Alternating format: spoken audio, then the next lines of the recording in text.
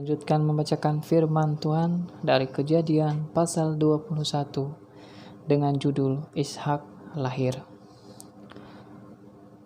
Demikianlah firman Tuhan. Tuhan memperhatikan Sarah seperti yang difirmankannya, dan Tuhan melakukan kepada Sarah seperti yang dijanjikannya.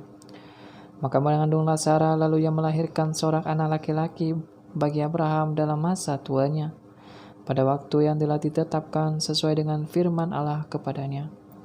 Abraham menamai anaknya yang baru lahir itu Ishak, yang dilahirkan Sarah baginya. Kemudian Abraham menyunat Ishak anaknya itu ketika berumur 8 hari, seperti yang diperintahkan Allah kepadanya. Adapun Abraham berumur 100 tahun ketika Ishak anaknya lahir baginya. Berkatalah Sarah, Allah telah membuat aku tertawa, setiap orang yang mendengarnya akan tertawa karena aku. Lagi katanya, siapakah tadinya yang dapat mengatakan kepada Abraham Sarah menyusui anak? Namun aku telah melahirkan seorang anak laki-laki baginya pada masa tuanya. Bertambah besarlah anak itu, dan ia disapih. Lalu Abraham mengadakan perjamuan besar pada hari Ishak disapih itu. Pada waktu itu Sarah melihat bahwa anak yang dilahirkan Hagar, perempuan Mesir itu bagi Abraham, sedang main dengan Ishak anaknya sendiri. Berkatalah Sarah kepada Abraham, usirlah hamba perempuan itu beserta anaknya, sebab anak hamba ini tidak akan menjadi ahli waris bersama-sama dengan anakku Ishak. Hal ini sangat menyebalkan Abraham oleh karena anaknya itu, tetapi Allah berfirman kepada Abraham, janganlah sebal hatimu karena hal anak dan budakmu itu. Dalam segala hal yang dikatakan Sarah kepadamu, haruslah engkau mendengarkannya. Sebab yang akan disebut keturunanmu ialah yang berasal dari Ishak. Tapi keturunan dari hambamu itu juga akan kubuat menjadi suatu bangsa, karena ia pun anakmu.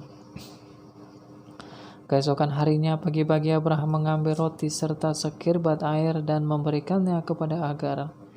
Ia meletakkan itu beserta anaknya di atas bahu Hagar. Kemudian disuruhnyalah perempuan itu pergi. Maka pergilah Hagar dan menggembala di padang gurun Berseba. Ketika air yang dikirbat itu habis, dibuangnyalah anak itu ke bawah semak-semak.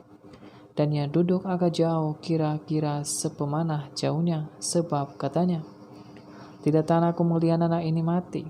Sedang ia duduk di situ, menangislah ia dengan suara nyaring. Allah mendengar suara anak itu, lalu malaikat Allah berseru dari langit kepada Hagar, katanya kepadanya, apakah yang engkau susahkan Hagar? Janganlah takut, sebab Allah telah mendengar suara anak itu dari tempat ia terbaring. Bangunlah, angkatlah anak itu dan bimbinglah dia, sebab aku akan membuat dia menjadi bangsa yang besar. Lalu Allah membuka mata Hagar sehingga ia melihat sebuah sumur. Ia pergi mengisi kirbatnya dengan air, kemudian diberinya anak itu minum. Allah menyertai anak itu sehingga ia bertambah besar. Ia menetap di padang gurun dan menjadi seorang pemanah.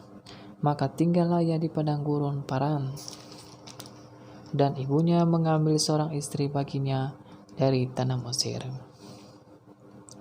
Pada waktu itu Abimelek beserta Pikol panglima tentaranya berkata kepada Abraham, Allah menyertai engkau dalam segala sesuatu yang engkau lakukan.